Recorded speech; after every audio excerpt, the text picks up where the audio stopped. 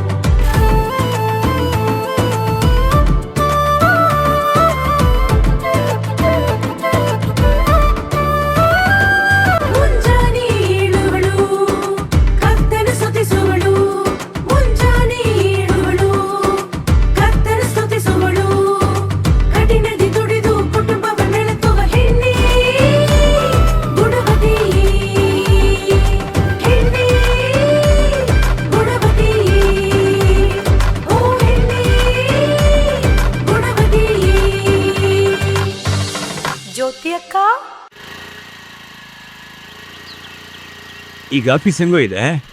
Office ಹಂಗೆ ಇದೆ ಕಣ, ಮ್ಯಾನೇಜರು ಹಂಗೆ ಇದ್ದಾರೆ. ಮತ್ತೆ ಏನಂದರೆ ನಾನು ನನ್ನನ್ನು ಅಡ್ಜಸ್ಟ್ ಮಾಡಿಕೊಂಡೆ. ಹೆಂಗೋ? ಜ್ಯೋತಿ ಅಕ್ಕನ ಜೊತೆ ಮಾತಾಡಿದೆ.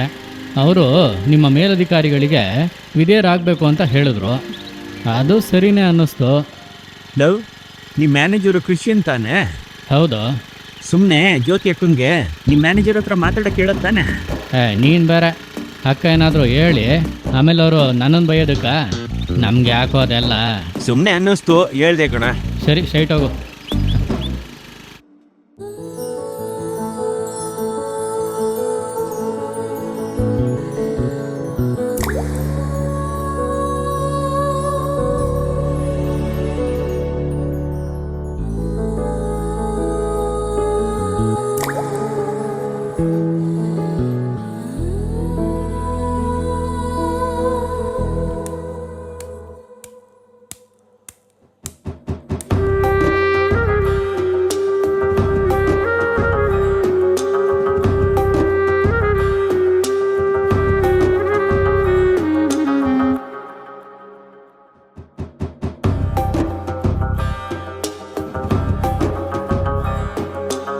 ಏನಮ್ಮ, ಬರೀ ಆನ್ಲೈನ್ ಕವರ್ಗಳೇ ಇದೆ? ಹೌದು ರೀ, ಸ್ಯಾರಿನ ಆಫರಲ್ಲಿ ಕೊಡ್ತಾ ಇದ್ದಾರೆ, ಅದಕ್ಕೆ ಆರ್ಡ್ರ್ ಮಾಡ್ತಾ ಇದ್ದೀನಿ. ಇವಾಗ ಡೈಲಿ ಕವರ್ನೇ ನೋಡ್ತಾ ಇದ್ದೀನಿ. ಫೆಸ್ಟಿವಲ್ ಆಫರ್ ಹಾಕಿದ್ದಾರೆ, ಅದಕ್ಕೆ.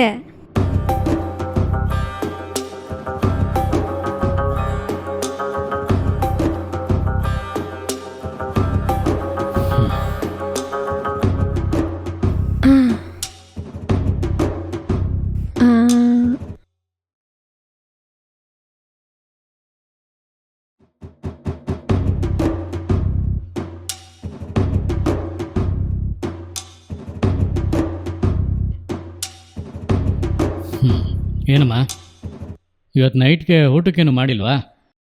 ಇಲ್ಲ ರೀ. ಯಾಕಮ್ಮ? ಹಾಗಾದರೆ ಇವತ್ತು ನೈಟು ಉಪವಾಸನೇನಾ?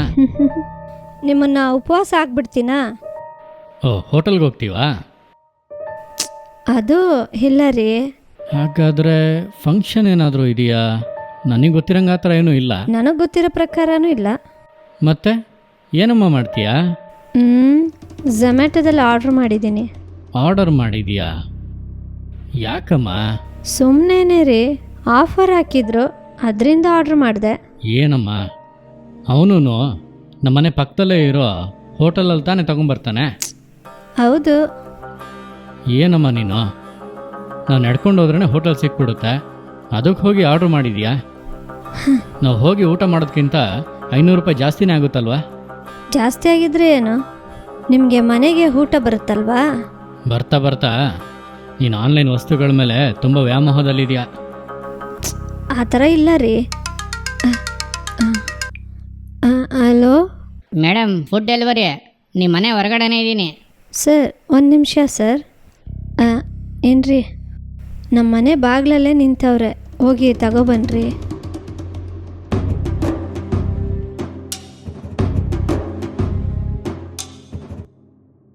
ಏನು ಮಾಲತಿ, ಮುಖ ಸೀದೋಗಿರೋ ಥರ ಇದೆ, ಯಾಕೆ ಅಂತ ಕೂತಿದ್ಯಾ?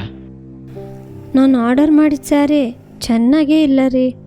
ಚೆನ್ನಾಗಿಲ್ಲ ಅಂದರೆ ರಿಟರ್ನ್ ಮಾಡತ್ತಾನೆ. ರಿಟರ್ನ್ ಮಾಡೋಕ್ಕಾಗಲ್ಲಂತೆ, ಡೇಟು ಮುಗ್ದೋಗಿದೆ, ತುಂಬ ಕಾಸ್ಟ್ಲಿ ಬೇರೆ. ಇದಕ್ಕೇನೆ ಆನ್ಲೈನಲ್ಲಿ ಆರ್ಡ್ರ್ ಮಾಡಬೇಡ, ಬೇಕಿದ್ರೆ ನಾವೇ ಅಂಗಡಿ ಹೋಗಿ ತಗೊಳ್ಳೋಣ ಅಂತ ಹೇಳ್ದೆ. ಇವಾಗ ನೋಡು, ಇವಾಗ ಏನು ಮಾಡ್ತೀಯಾ? ಏನು ಮಾಡೋದ್ರಿ, ಬೇರೆ ಸ್ಯಾರಿ ಆರ್ಡ್ರ್ ಮಾಡಿದ್ದೀನಿ. ಬೇರೆ ಸ್ಯಾರಿ ಆರ್ಡ್ರ್ ಮಾಡಿದ್ಯಾ? ಇಷ್ಟಾದ್ರೂ ನಿನ್ನ ಬದಲಾಯಿಸೋಕ್ಕೆ ಆಗಲ್ಲ ನೋಡು.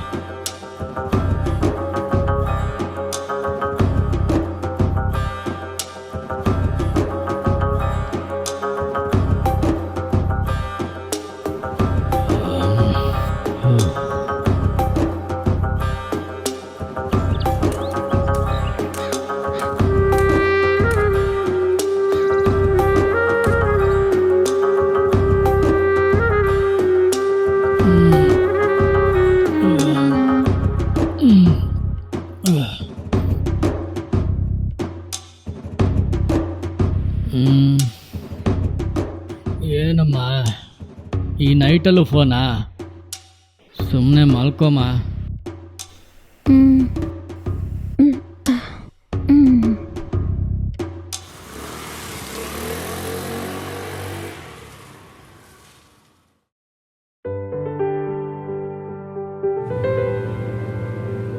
ಪಕ್ಕದ ಮನೆ ರೇಖಂಗೆ ಮಗುವಾಗಿದೆ ಅಮ್ಮ, ಅದಕ್ಕೆ ಮಗುಗೆ ಡ್ರೆಸ್ ತಗೊಂಡು ಹಾಗೆ ನೋಡ್ಕೊಂಡು ಹೋಗೋಣ ಅಂತ ಅಂಗಡಿಗೆ ಬಂದೆ. ಅಂಗಡಿಗೆ ಬಂದಿದ್ದ ಜಾಗದಲ್ಲಿ ನನ್ನ ನೋಡಿ ನನ್ನೂ ಅಂಗಡಿ ಕರ್ಕೊ ಬಂದ್ಬಿಟ್ರಾ?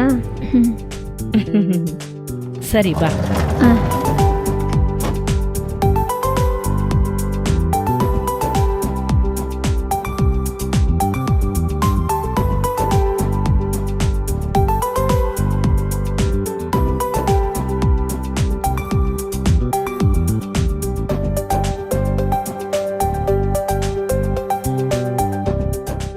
ನಾನು ಈಗೆಲ್ಲ ಅಂಗಡಿಗೆ ಬರಲ್ಲ ಅಕ್ಕ.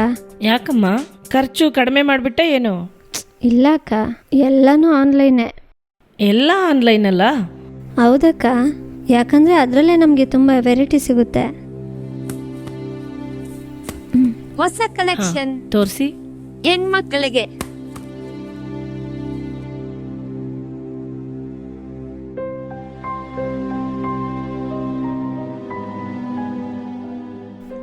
ಅಕ್ಕ, ಇದ್ರಲ್ಲಿ ನೋಡಿ ಸೂಪರ್ ಆಗಿದೆ.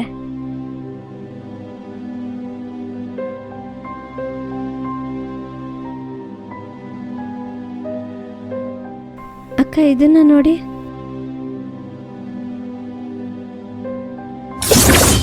ಅಕ್ಕ, ಇವಾಗ ಮಾಲ್ತಿ ಯಾವಾಗ ನೋಡಿದ್ರು ಆನ್ಲೈನ್ ಶಾಪಿಂಗೆಲ್ಲ ಇರ್ತಾಳೆ. ಬಟ್ಟೆ ಆರ್ಡ್ರ್ ಮಾಡ್ತಾಳೆ, ಮೇಕಪ್ ಥಿಂಗ್ಸ್ನ ಆರ್ಡ್ರ್ ಮಾಡ್ತಾಳೆ. ಯಾಕೆ ಇವಾಗ ಊಟನೂ ಆರ್ಡ್ರ್ ಮಾಡ್ತಾ ಇದ್ದಾಳೆ. ನಾನು ಎಷ್ಟೋ ಹೇಳಿ ನೋಡಿದೆ, ಕೇಳ್ತಾನೇ ಇಲ್ಲ. ಯಾವಾಗಲಾದರೂ ಆರ್ಡ್ರ್ ಮಾಡಿದರೆ ಪರವಾಗಿಲ್ಲ, ಯಾವಾಗಲೂ ಆನ್ಲೈನ್ ಶಾಪಿಂಗೆಲ್ಲ ಇದ್ದರೆ ನಾನೇನು ಮಾಡೋದಕ್ಕ? ನಾನು ಅವಳ ಹತ್ರ ಮಾತಾಡಿ ನೋಡ್ತೀನಿ ರಂಜಿತ್. ಸರಿ ಅಕ್ಕ.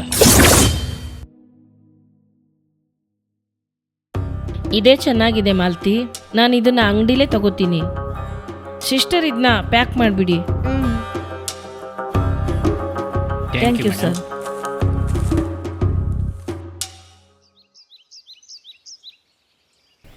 ಏನಕ್ಕ ಇಲ್ಲಿಗೆ ಕರ್ಕೊ ಬಂದಿದ್ದೀರಾ? ಮಾಲತಿ, ಇವತ್ತು ತುಂಬ ಜನ ಮೊಬೈಲ್ ಫೋನ್ ಅಡಿಕ್ಷನ್ನಿಂದ ಬಾಧಿಸಲ್ಪಟ್ಟಿದ್ದಾರೆ. ಅದರಲ್ಲಿ ಒಬ್ರೊಬ್ರು ಒಂದೊಂದು ವಿಧದಲ್ಲಿ ಬಾಧಿಸಲ್ಪಟ್ಟಿದ್ದಾರೆ. ಕೆಲವರು ತಪ್ಪಾದ ಜಾಲತಾಣಗಳಿಂದ ಬಾಧಿಸಲ್ಪಟ್ಟಿದ್ದಾರೆ, ಹಾಗೆ ಕೆಲವರು ಸೋಷಿಯಲ್ ಮೀಡಿಯಾ ಆ್ಯಪ್ಗಳಲ್ಲಿ ಸಿಕ್ಕಾಕೊಂಡಿದ್ದಾರೆ. ಹೌದಲ್ವಾ?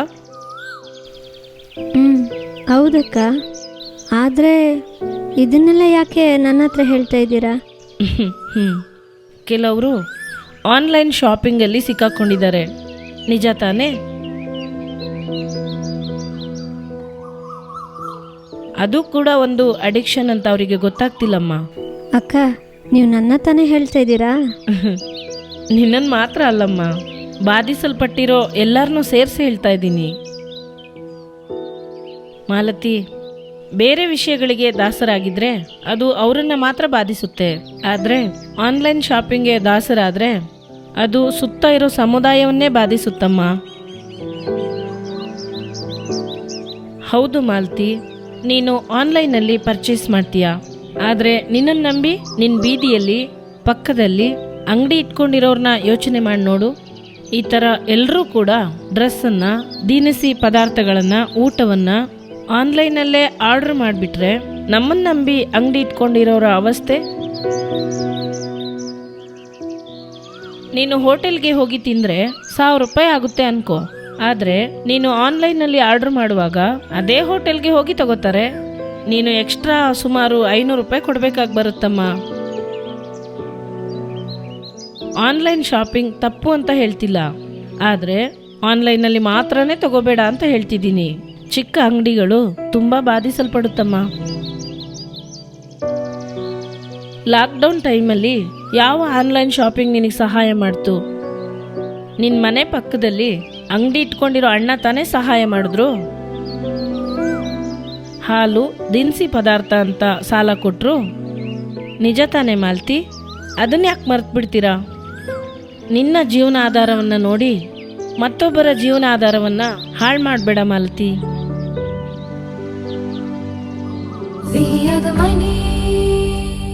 ಏನು ವೀಕ್ಷಕರೇ, ಜ್ಯೋತಿ ಅಕ್ಕ ನಾಟಕವನ್ನು ನೋಡಿದ್ರಾ?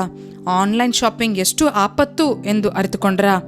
ಯಾವಾಗಲಾದರೂ ಆನ್ಲೈನ್ನಲ್ಲಿ ಆರ್ಡರ್ ಮಾಡಿ ಖರೀದಿಸಬಹುದು, ಯಾವಾಗಲಾದರೂ ಆನ್ಲೈನ್ನಲ್ಲಿ ಊಟವನ್ನು ಆರ್ಡರ್ ಮಾಡಿ ತಿನ್ನಬಹುದು. ಅದು ತಪ್ಪಲ್ಲ, ಆದರೆ ಅದು ಅಭ್ಯಾಸವಾಗಿ ಬಿಟ್ಟರೆ ಅದು ನಮಗೆ ಒಳ್ಳೆಯದಲ್ಲ. ಈಗ ನಿಮ್ಮ ಆಶೀರ್ವಾದಕ್ಕಾಗಿ ದೇವರ ಸಂದೇಶವನ್ನು ಕೊಟ್ಟು ಪ್ರಾರ್ಥಿಸಲು ಸಹೋದರಿ ಚಲ್ಲಾರಾಣಿ ಅಪ್ಪದುರೆ ಅವರು ಸಿದ್ಧರಾಗಿದ್ದಾರೆ. ಪ್ರಾರ್ಥನೆಯೊಂದಿಗೆ ದೇವರ ಸಂದೇಶವನ್ನು ಕೇಳ್ರಿ. ಕರ್ತನು ನಿಶ್ಚಯವಾಗಿ ಇಂದು ನಿಮ್ಮನ್ನು ಆಶೀರ್ವದಿಸುವನು.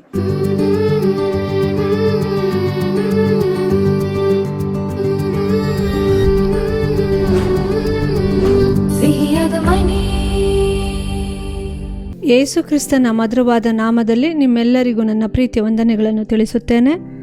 ಈ ದಿನದಲ್ಲಿ ಜ್ಯೋತಿಯಕ್ಕ ನಾಟಕದಲ್ಲಿ ಹೆಚ್ಚಿನ ಆನ್ಲೈನ್ ಶಾಪಿಂಗ್ ಬೇಡ, ಈ ಕಾರ್ಯದ ಸ್ಪಷ್ಟತೆಯನ್ನೇ ನೀವೀಗ ನೋಡಿದ್ದೀರಿ. ಈ ದಿನದಲ್ಲಿ ಅದನ್ನು ಕುರಿತ ಕೆಲವು ಆಲೋಚನೆಗಳನ್ನು, ಕರ್ತನು ಕೊಟ್ಟಂಥ ಆಲೋಚನೆಗಳನ್ನು ನಿಮ್ಮೊಂದಿಗೆ ಹಂಚಿಕೊಳ್ಳುವಂತೆ ದೇವರು ಕೃಪೆ ಕೊಟ್ಟಿದ್ದಾರೆ. ಸೇವೆಯ ಹಾದಿಯಲ್ಲಿ ಕೆಲವು ಹಿರಿಯರು ಹೇಳುತ್ತಾರೆ, ಕೆಲವರು ತಾಯಂದಿರು ಹೇಳುತ್ತಾರೆ, ನಮ್ಮಿಂದ ಮೊದಲಿನ ಹಾಗೆ ಅಡಿಗೆ ಮಾಡಲು ಆಗುತ್ತಿಲ್ಲ, ಕೆಲಸ ಮಾಡಲು ಆಗುತ್ತಿಲ್ಲ, ಆದ್ದರಿಂದ 3 ಬಾರಿ ಅಡಿಗೆ ಮಾಡಿ ತಿನ್ನುವುದು ತುಂಬ ಕಷ್ಟಕರವಾಗಿದೆ. ಆ ರೀತಿ ಶರೀರ ವಯಸ್ಸಾದ ಕಾರಣ ಆ ರೀತಿ ಬಲಹೀನರಾಗಿದ್ದೇವೆ. ಆದ್ದರಿಂದ ನೋಡಿರಿ, ಈ ಆನ್ಲೈನ್ ಮೂಲಕ ಹೋಟೆಲ್ಗಳಲ್ಲಿ ನಾವು ಆಹಾರ ತೆಗೆದುಕೊಂಡು ತಿನ್ನುತ್ತಿದ್ದೇವೆ, ಅದು ನಮಗೆ ಅಧಿಕ ಪ್ರಯೋಜನವಾಗಿದೆ ಎಂದು ಹೇಳುತ್ತಾರೆ. ಕೆಲವು ತಾಯಂದಿರು ಹೇಳುತ್ತಾರೆ, ನಾವೇ ಆರ್ಡರ್ ಮಾಡಬೇಕೆಂಬ ಅವಶ್ಯಕತೆ ಇಲ್ಲ, ನಮ್ಮ ಮಕ್ಕಳು ವಿದೇಶದಲ್ಲೆಲ್ಲ ಇದ್ದಾರೆ, ಅವರೇ ನಮಗೆ ಆನ್ಲೈನಲ್ಲಿ ರೆಸಾರ್ಟ್ ಮೂಲಕ ನಮಗೆ ಆಹಾರ ಆರ್ಡರ್ ಮಾಡುತ್ತಾರೆ, ಕರೆಕ್ಟಾದ ಸಮಯಕ್ಕೆ ನಮಗೆ ಬಂದು ತಲುಪುತ್ತದೆ, ಅದನ್ನೇ ತಿನ್ನುತ್ತೇವೆ, ತಿಂದು ರೆಸ್ಟ್ ಮಾಡುತ್ತೇವೆ, ನಾವು ಕರ್ತನಲ್ಲಿ ಸಂತೋಷವಾಗಿದ್ದೇವೆ ಎಂದು ಹೇಳುತ್ತಾರೆ. ಅದೇ ತಾಯಂದಿರನ್ನು ನೋಡಿರಿ, ಕೆಲವು ದಿನಗಳು ಕಳೆದ ನಂತರ ಅವರು ಹೇಳುವ ಮಾತು ಚೆನ್ನಾಗಿರುತ್ತದೆ, ಸಮಯಕ್ಕೆ ತಕ್ಕ ಹಾಗೆ ಆಹಾರ ಬಂದುಬಿಡುತ್ತದೆ. ಆ ರೀತಿ ಹೇಳಿದಂಥ ತಾಯಂದಿರೇ ಹೇಳುತ್ತಾರೆ, ನೋಡಿರಿ, ನಿರಂತರವಾಗಿ 1 ತಿಂಗಳು ಇಲ್ಲ 2 ತಿಂಗಳುಗಳ ಕಾಲ ಆ ರೀತಿ ರೆಸ್ಟೋರೆಂಟ್ ಮೂಲಕವಾಗಿ ಆನ್ಲೈನಲ್ಲಿ ಬರುವ ಆಹಾರವನ್ನು ತಿಂದದ್ದರ ಮೂಲಕ ನಮ್ಮ ಹೆಲ್ತ್ ತುಂಬ ಬಾಧಿಸಲ್ಪಡುತ್ತಿದೆ. ಏಕೆಂದರೆ ವಯಸ್ಸಾಗುತ್ತಿದೆ, ಅಲ್ಲಿಂದ ಬರುವಂತಹ ಊಟದಲ್ಲಿ ನಮಗೆ ತಕ್ಕ ಹಾಗೆ ಉಪ್ಪು, ರುಚಿ, ಖಾರ ಎಲ್ಲವನ್ನು ನಾವು ನೋಡಲಾಗುವುದಿಲ್ಲ. ಆದ್ದರಿಂದ ನಮ್ಮ ಶರೀರದಲ್ಲಿ ಕೆಲವು ಬಲಹೀನತೆ ಬರುತ್ತಿದೆ. ಕೆಲವೊಮ್ಮೆ ನಮ್ಮ ಹೊಟ್ಟೆ ಅಪ್ಸೆಟ್ ಆಗುತ್ತದೆ. ಕೆಲವರು ಹೇಳುತ್ತಾರೆ ನಮ್ಮ ಶರೀರದಲ್ಲಿ BP, ಶುಗರ್ ಇದನ್ನು ಕಂಟ್ರೋಲ್ ಮಾಡಲು ಆಗುವುದಿಲ್ಲ. ಯಾರು ಹೇಳುತ್ತಾರೆ ಹಿರಿಯ ತಾಯಂದಿರು ಅಡುಗೆ ಮಾಡಲಾಗುವುದಿಲ್ಲ, ಆನ್ಲೈನಲ್ಲಿ ಆಹಾರ ತೆಗೆದುಕೊಂಡು ತಿನ್ನುತ್ತೇವೆ, ನಮಗೆ ಚೆನ್ನಾಗಿದೆ ಎಂದು ಹೇಳಿದಂಥ ತಾಯಂದಿರೇ, ತಂದೆಯಂದಿರು ಹೇಳುತ್ತಾರೆ. ಈಗ ನೋಡಿರಿ, ನಿರಂತರವಾಗಿ ಅದನ್ನು ತಿನ್ನುವುದರಿಂದ ಶರೀರವು ಬಾಧಿಸಲ್ಪಡುತ್ತದೆ ಎಂದು ಹೇಳುತ್ತಾರೆ. ಆದ್ದರಿಂದ ಪ್ರೀತಿಯ ಹಿರಿಯ ಸಹೋದರ ಸಹೋದರಿಯರಿಗೆ ಹೇಳುವಂಥ ಕಾರ್ಯ, ತೆಗೆದುಕೊಳ್ಳಬಹುದು, ಆಗುವುದೇ ಇಲ್ಲ ಎಂಬ ಸಮಯದಲ್ಲಿ ಅಡಿಗೆ ಮಾಡಲು ಆಗುವುದೇ ಇಲ್ಲ, ಇಲ್ಲದಿದ್ದರೆ ಸಹಾಯಕ್ಕಾಗಿ ಅಡಿಗೆ ಮಾಡಲು ಆಳನ್ನು ಇಟ್ಟಿರಬಹುದು, ಅವರು ಬರಲಿಲ್ಲ, ಅವರು ರಜೆ ತೆಗೆದುಕೊಂಡಿದ್ದಾರೆ, ಅವರು ಈ ದಿನ ಬರಲು ಆಗಲಿಲ್ಲ ಎಂಬ ದಿನದಲ್ಲಿ ನೀವು ಆನ್ಲೈನಲ್ಲಿ ಆಹಾರವನ್ನು ಆರ್ಡರ್ ಮಾಡಿ ತಿಂದುಕೊಳ್ಳಬಹುದು. ಇಲ್ಲ, ಎಲ್ಲ ದಿನದಲ್ಲೂ ಪ್ರತಿದಿನವೂ ಆನ್ಲೈನ್ ಮೂಲಕ ಊಟ ತಿನ್ನುವುದರಿಂದ, ನನ್ನ ಬಳಿ ಹೇಳಿದರು, ನಾನು ನಿಮಗೆ ಹೇಳಿದ್ದೇನಲ್ಲ, ಸಹೋದರರು ಹೇಳಿದ್ದೇನಲ್ಲ, ಅದೇ ರೀತಿ ನಮ್ಮ ಶರೀರದಲ್ಲಿ ಯಾವುದಾದರೂ ಒಂದು ಬಲಹೀನತೆ ಬಂದೇ ಬರುತ್ತದೆ. ವಯಸ್ಸಾಗುತ್ತಾ ಇರುವಾಗ ನಮ್ಮ ಊಟದಲ್ಲಿ ಸಹ ನಾವು ಗಮನದಿಂದ ಇರಬೇಕು. ಸಾಮಾನ್ಯವಾಗಿ ವೈದ್ಯರ ಬಳಿ ನಾವು ಕೇಳುವಾಗ ಅವರೇ ಹೇಳುತ್ತಾರೆ, ಈಗ ವಯಸ್ಸಾಗುತ್ತಿದೆಯಲ್ಲ, ಎಣ್ಣೆಯನ್ನು ಕಡಿಮೆ ಮಾಡಿ, ಉಪ್ಪು ಖಾರ ಕಡಿಮೆ ಮಾಡಿಕೊಳ್ಳಿ, ಹುಳಿಯನ್ನು ಕಡಿಮೆ ಮಾಡಿಕೊಳ್ಳಿ, ಈ ರೀತಿಯೆಲ್ಲ ಹೇಳುತ್ತಾರಲ್ವ. ನಾವು ಸಹ ನಮ್ಮ ಶರೀರಕ್ಕೆ ತಕ್ಕ ಹಾಗೆ ಆಹಾರವನ್ನು ಸಿದ್ಧ ಮಾಡಿಕೊಳ್ಳುವುದೇ ಅದು ನಮಗೆ ಒಳ್ಳೆಯದು. ಆದ್ದರಿಂದ ಹಿರಿಯ ಸಹೋದರ ಸಹೋದರಿಗೆ ಹೇಳುವಂಥ ಕಾರ್ಯ, ಆನ್ಲೈನ್ನಲ್ಲಿ ಆಹಾರ ತೆಗೆದುಕೊಳ್ಳುವುದು ಬೇಡ ಎಂದು ನಾನು ಹೇಳಲೇ ಇಲ್ಲ. ನಿಮ್ಮಿಂದ ಅಡಿಗೆ ಮಾಡಲು ಆಗದ ಪರಿಸ್ಥಿತಿಯಲ್ಲಿ, ಇಲ್ಲ ಕೆಲಸದವರು ಬರದ ಪರಿಸ್ಥಿತಿಯಲ್ಲಿ ಆಗದೇ ಇರುವಂಥ ಸಮಯದಲ್ಲಿ ನನ್ನಿಂದ ಆಹಾರ ಸಿದ್ಧ ಮಾಡಲು ಆಗುವುದೇ ಇಲ್ಲ. ಅಂತಹ ದಿನಗಳಲ್ಲಿ ಆನ್ಲೈನ್ನಲ್ಲಿ ನೀವು ಆಹಾರ ತೆಗೆದುಕೊಳ್ಳಬಹುದು, ಅದು ನಿಮಗೆ ಸಹಾಯವಾಗುತ್ತದೆ. ಅದೇ ರೀತಿ ಈ ಕಾರ್ಯಕ್ರಮವನ್ನು ನೋಡುತ್ತಿರುವ ಯೌವನಸ್ಥರಿಗೆ ಹೇಳುತ್ತಿರುವಂಥ ಒಂದು ಕಾರ್ಯ, ಎಷ್ಟೋ ಸಹೋದರಿಯರು, ಎಷ್ಟೋ ಯೌವನಸ್ಥ ತಮ್ಮಂದಿರು ಆನ್ಲೈನಲ್ಲಿ ಆಹಾರವನ್ನು ತೆಗೆದುಕೊಳ್ಳುತ್ತೀರಿ. ಅದೇ ಸಮಯದಲ್ಲಿ ನೋಡಿರಿ, ನೀವು ಕೆಲವೊಮ್ಮೆ ನಿಮ್ಮ ಸ್ನೇಹಿತರೊಂದಿಗೆ ಹೋಗಿ, ನೀವು ನಿಮಗೆ ಇಷ್ಟವಾದ ರೆಸ್ಟೋರೆಂಟಿಗೆ ಹೋಗಿ ನೀವು ಊಟ ಮಾಡಿದರೆ, ಮೆನುವನ್ನು ನೋಡಿ ನಿಮಗೆ ಏನು ಬೇಕು, ಎಷ್ಟು ಬೇಕೋ ಅಷ್ಟರ ಮಟ್ಟಿಗೆ ನೀವು ಆಹಾರ ತೆಗೆದುಕೊಳ್ಳಬಹುದು.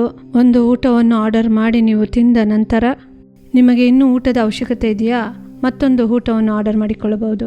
ಏಕೆಂದರೆ ಕೆಲವರು ಹೇಳುತ್ತಾರೆ, ಹಿರಿಯರು ಹೇಳುತ್ತಾರೆ, ಯೌವನಸ್ಥ ಸಹೋದರ ಸಹೋದರಿಯರು ಹೇಳಿದ್ದಾರೆ, ಆನ್ಲೈನಲ್ಲಿ ಊಟ ಬರುವಾಗ ಅದು ಕೆಲವೊಮ್ಮೆ ನಮಗೆ ಸಾಕಾಗುತ್ತದೆ, ಕೆಲವೊಮ್ಮೆ ಪೂರ್ಣವಾಗಿ ಹೊಟ್ಟೆ ತುಂಬುವಂತೆ ಆಹಾರ ಸಾಕಾಗುವುದಿಲ್ಲ.